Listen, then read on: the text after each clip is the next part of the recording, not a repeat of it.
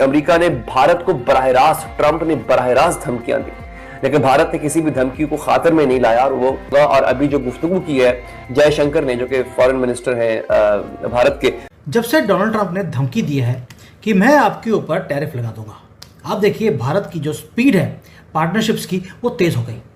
और ये इतनी बड़ी जियोपॉलिटिकल चेस मूव है जिसने सबको हिला के रख देना है, ये मैं गारंटी देता हूँ। जो जिस तरह से ये एक्सप्लॉइटेटिवली ग्रोथ हुआ है वेस्ट का, बर्तानिया would never have become the dominant power जो वो था, इंडिया के वजह से बना। प्लस अमेरिका जर्मनी से ब्रेन ड्रेन नहीं करता, इंडिया से ब्रेन ड्रेन होता है।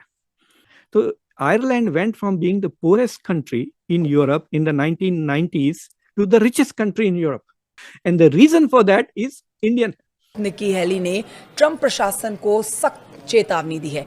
उन्होंने चेतावनी दी कि भारत के साथ पिछले 25 सालों की दोस्ती को बर्बाद करना एक रणनीतिक तबाही होगी। लोग ये पूछ रहे हैं ट्रंप से कि क्या तुम चाहते हो कि भारत से तुम दुश्मनी मोल लो? क्या तुम अफोर्ड कर सकते हो दुश्मनी? साउथ एशिया में चाइना का रोल जो कि इस वक्त कलीदी अहमियत इख्तियार कर चुका है। सिटसा वांग यी वो इंडिया पहुंचे, वहां उन्होंने बहुत अहम मुलाकातें की, बहुत सी पेशरफ्त हुई है, बहुत बर्फ पिघली है 2020 के बाद। जो लेकिन अगर इंडिया चाइना के साथ अलाइन भी ना करे, लेकिन पंगा ना करे, then the west is finished.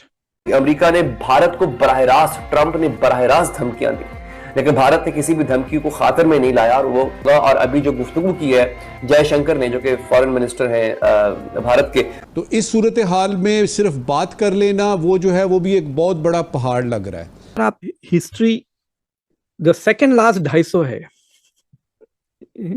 उसमें, और उससे पहले कभी भी चले जाएं आप तारीख में, India and China contributed nearly half the global GDP।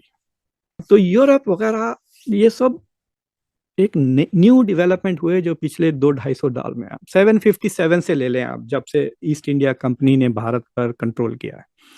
India अगर भारत पे कंट्रोल नहीं करता, लेट्स से कि औरंगजेब मार्किंग की जो पिटाई की थी ना उसने, दोनों की, मतलब पोर्चुगीज की भी और बर्तानिया की, he should have kicked them out.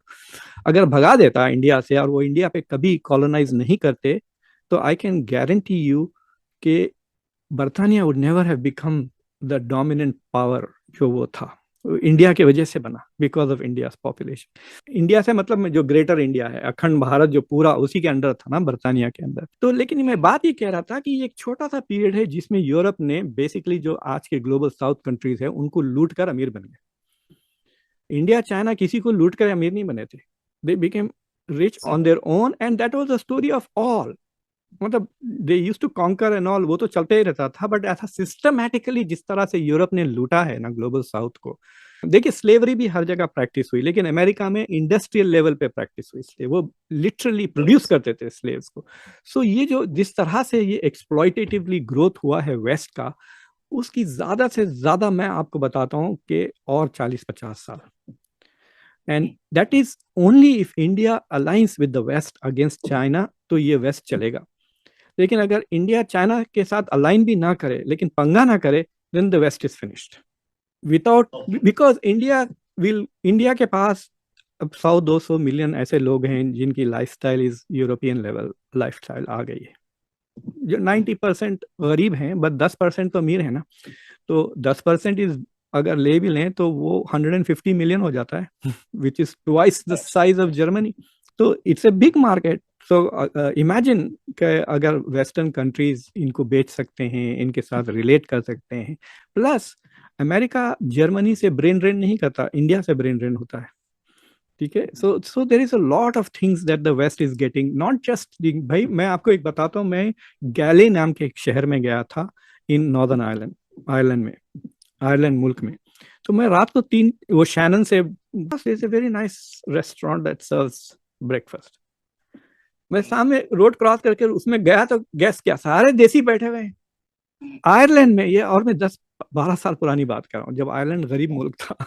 तो मैं जाके उनसे तो बैठ के मैं उनके साथ ज्वाइन कर लिया जाके। यंग बच्चे थे, मैं बोला क्या कर रहे हो भाई तुम लोग यहाँ पर? तो सारे आईटी के engineers, they had just come in the last 2 months and they said कि यहाँ पे कुछ 15-20 हजार जॉब्स खुले हैं doctor Khan with American investments, और सारे के सारे आईटी के बंदे इंडिया से आए हुए थे। तो Ireland went from being the poorest country in Europe in the 1990s to the richest country in Europe. अब अगर आप जाके देखें जीडीपी आयरलैंड का सबसे ज्यादा है, and the reason for that is उसका जो आईटी, सारा क्लाउड उधर है, काफी आईटी का बेस बना हुआ है आयरलैंड, एंड सारे उसके जो बंदे जो काम कर रहे हैं, लेबर फोर्स इंडियन है। तो Europe has benefited from India, अभी भी बेनिफिट करता है, राइट? तो मेरी बात यह है कि अगर यूरोप के साथ इंडिया मिल जाता है चाइना के खिलाफ, देन वेस्ट का ज्यादा फायदा होगा, इंडिया का नहीं होगा उतना। लेकिन अगर इंडिया समहाउ समझौता कर लेता है चाइना से, which is going to be very difficult, it is not easy, India should not rush to them, India should just say ठीक है आपसे हमको चाहिए मदद। So what India needs to do is कि घुसे मत आप जाकर, बस अपनी एतबार से रहें, डोंट रश।